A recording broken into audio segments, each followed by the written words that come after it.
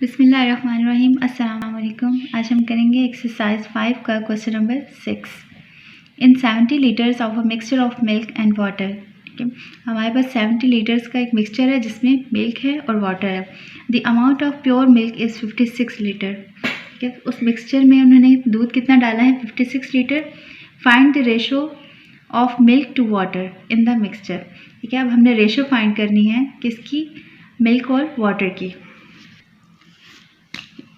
Mixture हमारे पास था 70 litres.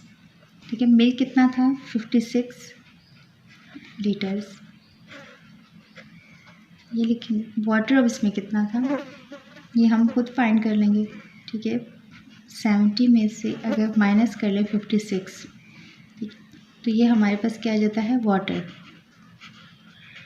ठीक है, जो कि कितना है? इसे माइनस करेंगे तो 14। 14 लीटर्स। अब रेशो फाइंड करनी है मिल्क टू वाटर। ठीक है, तो मिल्क यहाँ पर लिखेंगे। मिल्क की क्या रेशो थी? 56 और वाटर की 14। अब इसे ये हमारे पास इवन नंबर्स हैं दोनों, तो इसे 2 के टेबल से कैंसिल कर देते हैं। 2 ये 28 आ जाएगा और ये 7। यहाँ पे रीज़न दे देते हैं कि हमने क्या किया है? Divided by 2। ठीक है, ये 7 के टेबल से कैंसिल हो जाएगा। 7 4 ज़ा 28 और 7 1 ज़ा 7। यहाँ पे रीज़न दे देते हैं डिवाइडेड बाय 7। तो रेशो किस हिसाब से रन की हुई है? मिक्सचर में 4 और 1 की रेशो है। यही इसका आंसर है। नेक्स्ट है question number 7। Ahmed earns ₹5400 in a month. ठीक है, अहमद एक मंथ में इतने रुपीज़ कमा रहा है एंड स्पेंड्स, और जो उसके अखराजात है जो खर्च कर रहा है वो इतने हैं 4500। Find the ratio. ठीक है, अब रेशो फाइंड करनी है किस चीज़ की? पहले तो कह रहे हैं कि रेशो फाइंड करें his income to his expenditures. ठीक है, उसकी आमदन के और उसके अखराजात में जो रेशो है वो हमने फाइंड करनी है। पहले इसका फर्स्ट पार्ट सॉल्व करते हैं। तो इससे सबसे पहले आप लिखेंगे अहमद अर्निंग्स। ठीक है, इस तरह से भी लिख सकते हैं कि अहमद इनकम। ठीक है, ये भी लिख सकते हैं। वो यहाँ पे हम लिखते हैं 5400 या 5400। ठीक है, इसके एक्सपेंडिचर। ठीक है, एक्सपेंडिचर्स सिर्फ ये भी लिख सकते हैं, और अगर चाहें तो हिज स्पेंड्स। ठीक है, इन दोनों में से जो आपको इजी लगता है वो लिख लें। तो वो कितने हैं हमारे पास? ₹4500।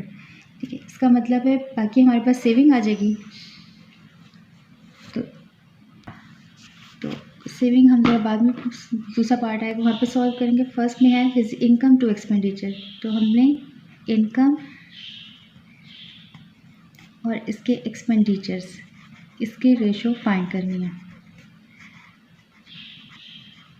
इनकम इसकी वैल्यू यहाँ पर पुट करते हैं और एक्सपेंडिचर्स उसकी वैल्यूज़ यहाँ पर पुट करते हैं। ठीक है, सिंपल अगर देखें तो यहाँ पर ये 2 ज़ीरोज़ और ये 2 ज़ीरोज़ कैंसिल हो जाते हैं। इसका मतलब क्या है कि हमने क्या किया? 100 से डिवाइड कर दिया। यहाँ पे रीज़न देते हैं डिवाइडेड बाय 100। ठीक है, अगर नहीं किसी को समझ आ रहा तो देखें से यहाँ पर भी डिवाइडेड बाय 100 और यहाँ पे भी करें तो फिर ये 2 ज़ीरोज़ इधर भी कैंसिल हो जाएंगे, इधर भी आंसर यही आएगा। अब देखेंगे कि ये दोनों वैल्यूज़ किस टेबल पे कैंसिल होती हैं या कट होती हैं। तो ये होती है 9 के टेबल पे भी।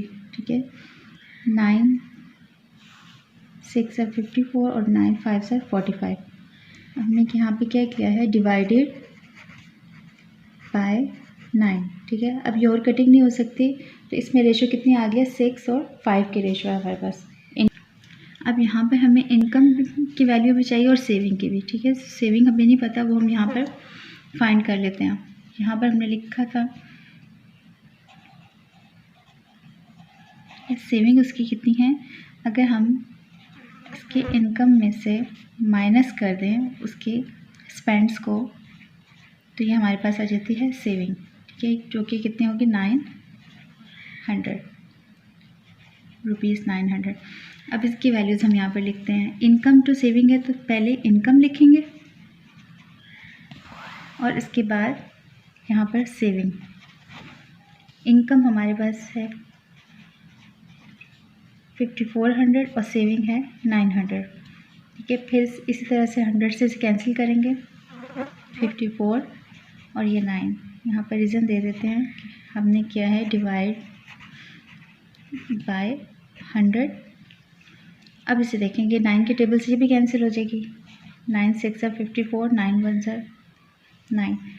यहाँ पे हमने क्या किया है, डिवाइडेड बाय 9। ठीक है, और कटिंग नहीं होती है, तो इसकी इनकम टू सेविंग में रेशो है 6 और 1 के। अब इसका थर्ड पार्ट है, इसमें था कि his expenditures to his saving. ठीक है, अब इसमें हमने रेशो फाइंड करनी है। ठीक है, एक्सपेंडिचर पहले है तो एक्सपेंडिचर यहाँ पर पहले लिखेंगे, रेशो फिर सेविंग, इसकी हेडिंग देंगे। अब इनके वैल्यूज़ पुट करते हैं। एक्सपेंडिचर्स कितने थे, 4500। ठीक है, और सेविंग कितनी थी इसकी, 900।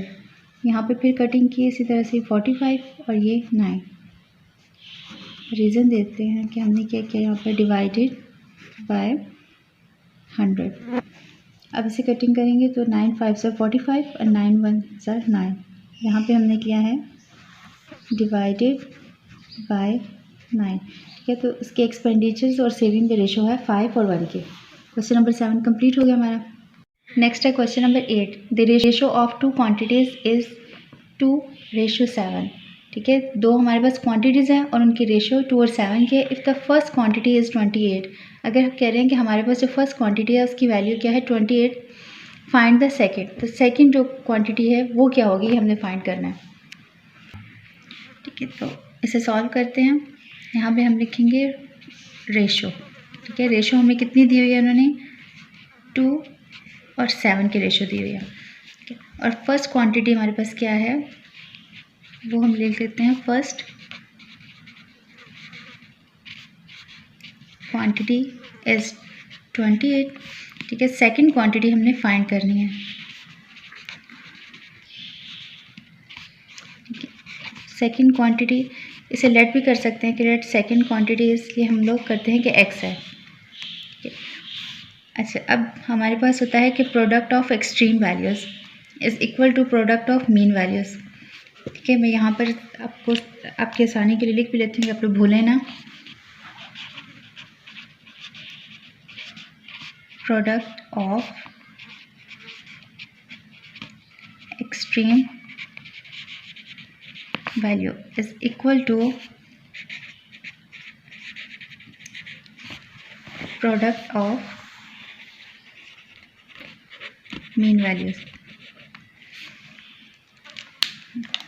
अब इसे लिखेंगे किस तरह से कि यहाँ पर ये जो हमारे पास रेशो दी हुई थी 2 और 7 is equal to 28 ratio x। ठीक है, अब क्या करेंगे, इस वैल्यू को 2 को हम x से मल्टीप्लाई करेंगे। ठीक है, मतलब जो बाहर वाली वैल्यूज़ हैं उनको बाहर वाली वैल्यूज़ के साथ, ठीक है, कॉर्नर वाली वैल्यूज़, और जो मिड वाली वैल्यूज़ हैं इनको आपस में मल्टीप्लाई करेंगे। ठीक है, तो 2। ठीक है, तो हमने यहाँ पे जो क्या है, प्रोडक्ट ऑफ एक्सट्रीम वैल्यूज़। ठीक है, ये और प्रोडक्ट ऑफ मीन वैल्यूज़। ठीक है, ये मीन वैल्यूज़ है। इसे हमने यहाँ पे लिख दिया कि 2x is equal to 7 multiply by 28। ठीक है, ये लाइन आप यहाँ पर लिख भी सकते हैं, इस पॉइंट के बाद यहाँ पर लिख भी सकते हैं। ठीक है, ऊपर की बजाय बेहतर है कि यहाँ पर लिखते हैं। अब इसे मल्टीप्लाई करेंगे, ये हो जाएगा हमारे पास 2x, और इससे अगर मल्टीप्लाई करें तो ये हमारे पास आता है,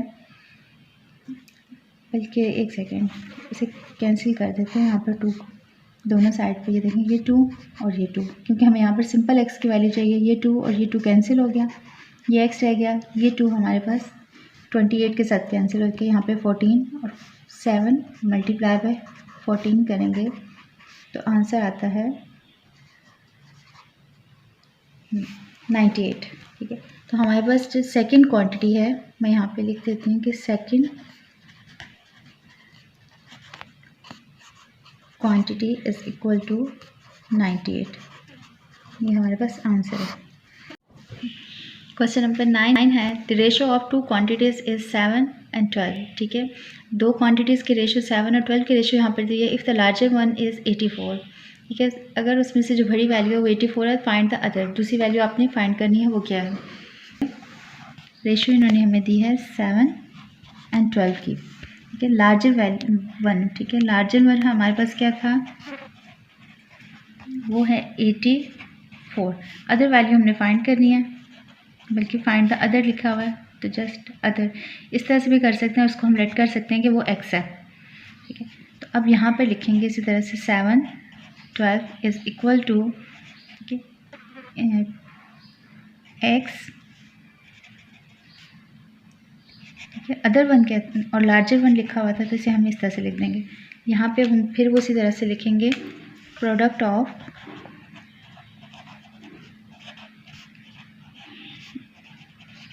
extreme value is equal to product of mean value. अब हमारे पास एक्सट्रीम वैल्यूज़ कौन सी हैं, 7 और 84। इन दोनों को मल्टीप्लाई कर लेते हैं, 7 multiply by 84 is equal to product of mean values, ठीक है। मीन वैल्यूज़ कौन सी हैं, ये, इन दोनों को मल्टीप्लाई कर लेते हैं, 12 मल्टीप्लाई बाई एक्स। अब हमारे पास यहाँ पर सिंपल एक्स की हमने वैल्यू फाइंड करनी है, ठीक है। तो 7 और 84, यहाँ पर आ जाएगा 12, क्योंकि हमें दोनों साइड्स पे हमने 12 से डिवाइड किया, ये 12 से कैंसिल हो जाएगा, ये 12 84 से कैंसिल हो जाएगा, 12 7 और 84। यहाँ पर हमारे पास रह गया 7 मल्टीप्लाई बाई 7 और यहाँ पर जस्ट x रह गया, इसे मल्टीप्लाई करेंगे 49, ठीक है। तो अदर वैल्यू हमारे पास क्या है, other one is equal to 49, ठीक है। उन्होंने लार्जर वैल्यू दी हुई थी जो कि क्या थी 84 और अदर वैल्यू है 49। नेक्स्ट है क्वेश्चन नंबर 10, इन स्कूल ए, ठीक है। एक स्कूल है, उन्होंने इसका लेट सपोज नाम किया हुआ है कि ए उसका नाम है। 275 आउट ऑफ 300 स्टूडेंट, ठीक है। उस स्कूल में 300 स्टूडेंट पढ़ते हैं और जिसमें से 275 हैं, उन्होंने क्या किया है, रिसीव ए ग्रेड, ठीक है। उनका ए ग्रेड आया। वाइल इन स्कूल बी, ठीक है, एक दूसरा स्कूल है बी, उसमें 120 out of 150 student receive a grade A, ठीक है। टोटल स्टूडेंट स्कूल बी के 150 हैं और जिसमें से 120 ने ग्रेड ए लिया है। Which of the two schools has a better record, ठीक है। इन दोनों स्कूल्स में से बताना है कि किसका रिकॉर्ड ज़्यादा अच्छा है, ठीक है, किसका रिजल्ट ज़्यादा बेहतर आया। तो यहाँ पे हम लिख देते हैं स्टूडेंट गॉट ग्रेड ए, ठीक है। किस स्कूल में थे, इन स्कूल ए, ठीक है। टोटल स्टूडेंट हमारे पास कितने थे स्कूल ए में, 300, और कितने बच्चों ने ए ग्रेड लिया था, 275, ठीक है। फिर इसी तरह से student got grade A in school B, ठीक है। आप पूरा भी लिख सकते हैं, इस तरह से भी कर सकते हैं। इसमें कितने बच्चे थे टोटल, 150, ठीक है, और कितने बच्चों ने ग्रेड ए लिया था, 120, इस तरह से लिख लेंगे। अब हम इनके रेशो फाइंड करते हैं। रेशो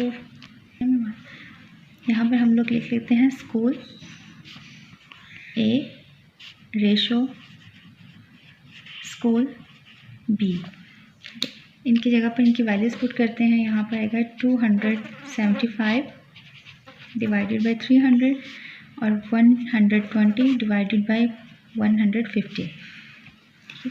इससे अगर कटिंग कर लें, ठीक है, ऐसे कटिंग करेंगे तो ठीक है, तो इसे हम ये ऊपर नीचे वाली वैल्यूज़ हैं इनको भी आपस में काट सकते हैं, न्यूमरेटर डिनोमिनेटर्स को, ठीक है। और सिंपल हम इसे 300 को अगर यहाँ से हमने ख़त्म करना है तो दोनों साइड्स पे हम इसे 300 को मल्टीप्लाई कर देते हैं। यहाँ पे भी हम 300 से इसे मल्टीप्लाई कर देते हैं। ये 300 इससे कैंसिल हो गया, यहाँ पे रह गया 275, ये 151 और इसे यहाँ पर 2 आ जाएगा क्योंकि 150 को 2 से मल्टीप्लाई करें 300 आ जाएगा। अब 120 को 2 से मल्टीप्लाई करेंगे तो ये हो जाएगा 240। अब इन्हें कैंसिल करना आसान हो जाएगा, ये इसे हम कैंसिल करते हैं 5 के टेबल से कर लेते हैं। ठीक है, 5 5 ज़ा 25 और 5 5 ज़ा 25, ये क्या हो जाएगा, इसे कैंसिल करेंगे 5 से, 5 4 ज़ा 20 एंड 5 8 ज़ा 40।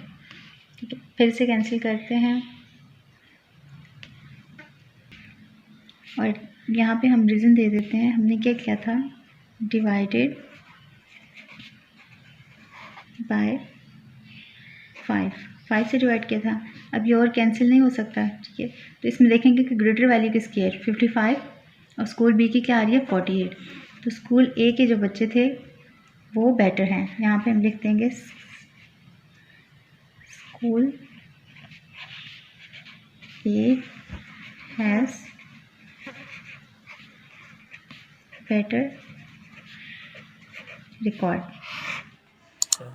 सब्सक्राइब करें और बेल दबाएं ताकि कोई सवाल रह न जाए।